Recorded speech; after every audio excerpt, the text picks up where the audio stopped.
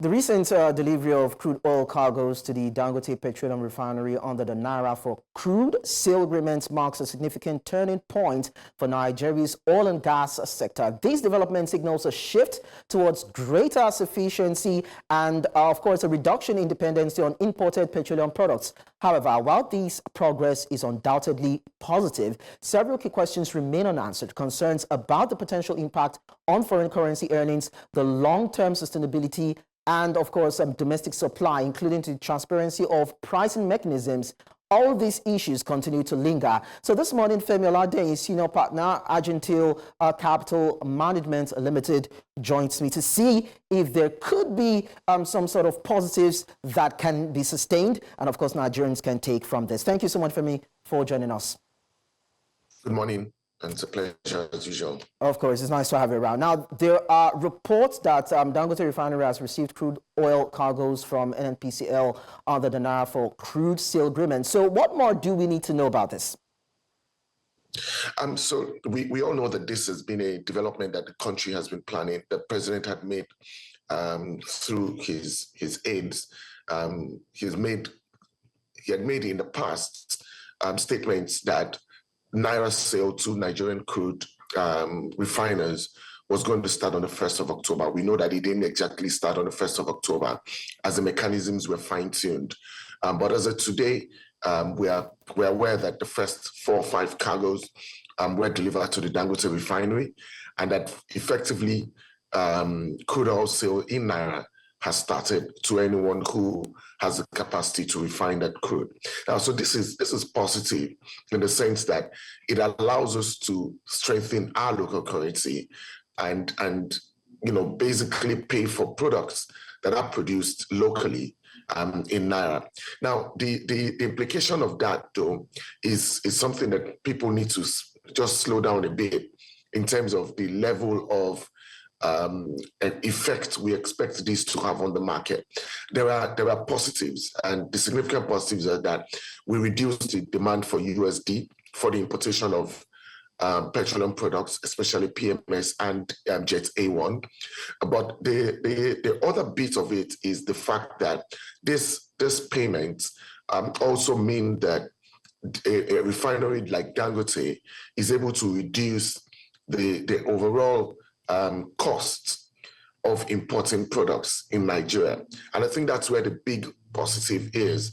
There are certain associated costs with buying crude in Naira and then importing petroleum products in dollars and expecting that this cost would not filter through. So some of those costs are transportation costs, from the refineries outside of the country, lightering costs in terms of smaller vessels, and all the other associated costs that are related to delivering petroleum products to the distribution points. And I think that's where the big positive is for us.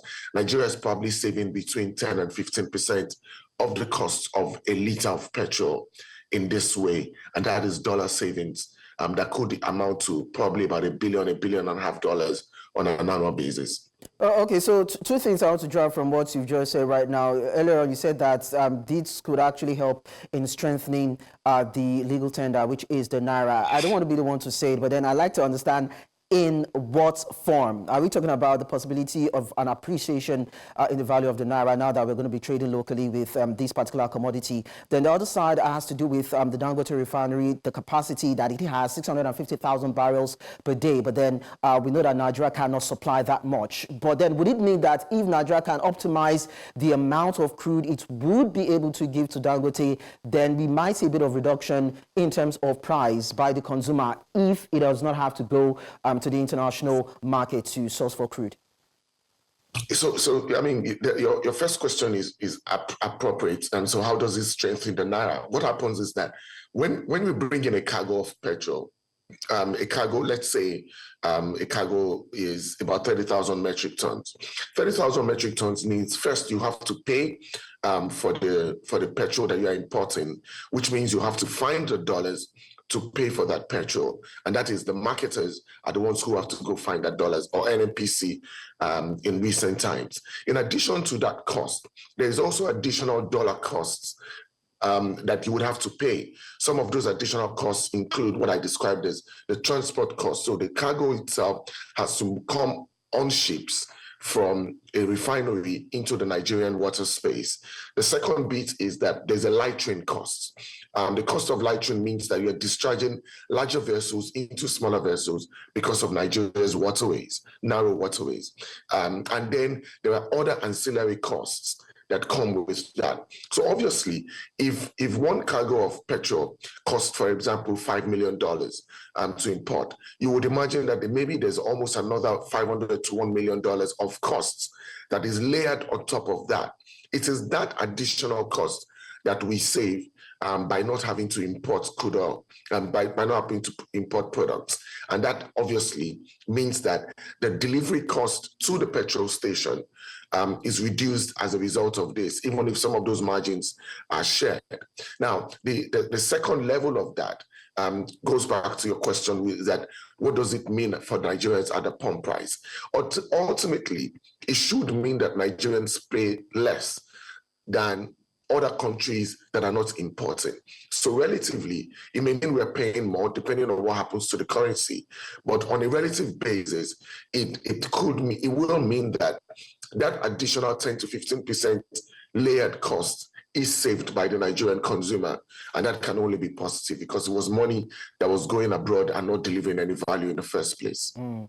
Okay, so I know you've actually, shown optimism about this deal, but just to be clear, don't you consider the concerns of some industry players who fear that, this particular deal or initiative might reduce the nation's foreign currency earning capacity? You said it earlier that it would reduce the dependency on Forex, but then probably a bit of balance. Maybe. Well, so it's a game of numbers, right? So if I was selling a cargo of petrol, so a cargo is 950,000 barrels of crude. So a cargo of crude in the past now Nigeria would have received about $60 million for a cargo, given current prices around $70 a barrel. So Nigeria will have released between $60 and $65 million. Now, the implication is that $65 million will then have several industries competing with it to get that dollar from the central bank when it's deposited in the central bank. The implication of that, again, means that when we are then importing, we have to go source dollars, competing with all those other markets to bring in the dollars that we're buying the crude, that we're now importing the PMS with. Now, so that is where you have significant leakages. The leakages come from the fact that between when the dollars flow into the central bank and when it goes back to the marketers, there are several competing sources, which today are putting pressure on the Naira. So if you're able to take out that chunk of cash that is used to import products from the market, then you have significant headroom for you to be able to do the things that you want to do. And the implication is that we're saving, it goes back to the number that I used, between 10 and 15% of the dollar demand that we were using to import crude before. Okay. Now, currencies move based on demand and supply and other fundamentals. If we're able to reduce our import demand by 15%, even though our supply has dropped, relatively, we're saving 15% of the pressure that would have been on the dollar from the marketers, and that has to be positive, whichever way you look at it. Well, I don't know if we'll be able to, reduce our import demands. Now, of course, Dangote Refinery has been supplying petrol directly to some oil marketers. However, we've also had a situation where others are importing. So, does this suggest that Nigeria is far from achieving, little to no importation of refined petroleum products? And in terms of competition, how do we even have that? Is that going to be good in terms of having the kind of market that competes with Dangote Refinery in terms of price? Oh, so Lekon, you have to even think about it in a wider space. Yeah. Nigeria today has 4 refineries that are not working.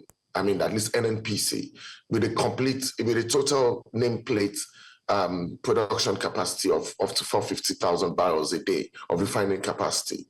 Now, add that to the Dangote refinery, you're talking about 1.1 million barrels of potential production capacity. Now, also add that to the fact that we have a number of modular refineries, as small as they are. So the reality is that as much as as soon as we're able to get those refineries all working and at full capacity, what you're going to find is that Nigeria does not need, on a daily basis, more than 25 to 30 million liters of PMS. Probably with growth, maybe that should go to 35 million liters. You don't need more than 300,000 barrels of production to produce 35 million liters of PMS. Okay. The implication of that is we actually then can develop a proper export market.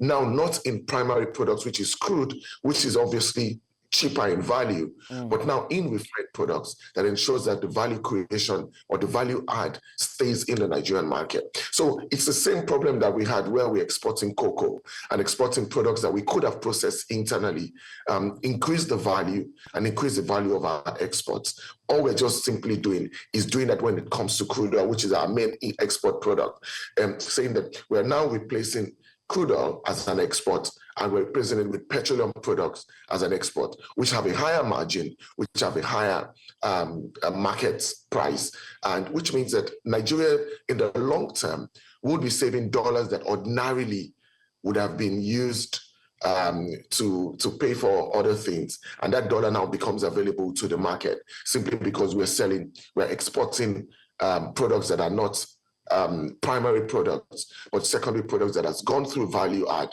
and gone through increased price potentials. Of course, but of course, you would agree with me that it could be hard, to have an NPC that is actually fronting for the government and Dangote to come to the table, because, of course, when we wanted to start this local production and distribution and all that, we saw all the dusts that were raised. So for them to come to the table now, to now have, Dangote refine the products, have petrol available for export so that Nigeria can earn, I don't know if there's going to be some sort of robust discussion and agreements that can be achieved within that particular forum. But then before I let you go, Femi, I guess this is a good time now to dismiss claims that have been flying for, of course, around some quarters, that the refinery would not be able to sell petrol to marketers unless the deal between the NNPC and Dangote refinery is terminated. I think that puts it to bed now. Yeah, of course, that does put it to bed. Dangote wants to sell petrol as long as he's producing it. There's no incentive for him to continue to sell just to the NNPC. Now, especially where the price of petroleum products are fully deregulated in the Nigerian market. It's an open market. As long as you're able to fulfill the conditions for buying petrol from Dangote, you should be able to go to his refinery and buy. Without exposing yourself to any additional cost implications. And again, remember this, Lekon, and this is very important for all our viewers. Everyone wants to be able to make profits. If it's more efficient and effective for people to buy from Dangote refinery, they will buy from him. If Dangote's prices do not reflect international best practices, people are going to go and import. So that's just the way the market is. Today, if you wanted to buy any products in the Nigerian market, if it was cheaper for you to buy imported products, you will pay for imported products. It's as simple as that. And that's exactly the same thing that's going to happen with petrol prices. Well, we've actually seen that Nigerians have actually smarted up to the fact that they have to purchase petrol about over 1,000 naira now. But then, I still observed like 2-3 days ago that there are still queues on the road. But let's see if something can be done to actually deal with that bottleneck, even if you are going to buy it for 1,000, 1,300 and 1,350 or 1,035 naira or 1,200 naira. I mean, Nigerians will just, adjust and move on. Femi Oladeyin, senior partner, Argentine Capital Management Limited. Thank you so much for your time. Thank you very much.